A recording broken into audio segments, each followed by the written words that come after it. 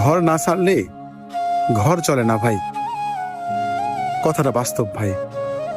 একটা ফ্যামিলি চালাতে হলে নিজের সুখ শান্তিটা আগে বিসর্জন দিতে হয়, নিজের ঘরটা আগে ছাড়তে হয়। আরে উঠতে থাকা বয়সে হাজারো মায়ের সন্তান এই প্রবাসে পাড়ি জমায়, নিজের জন্য না রে ভাই, নিজের জন্য না। তার দেশে থাকা ফ্যামিলির মানুষগুলা ভালো থাকবে, বাবা মা ভালো খাবে, এটাই।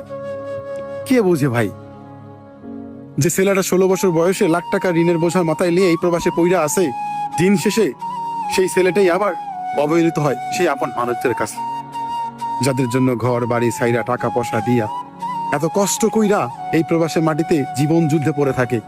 সে শুধু তার ফ্যামিলির মুখে হাসি ফোটানোর জন্য।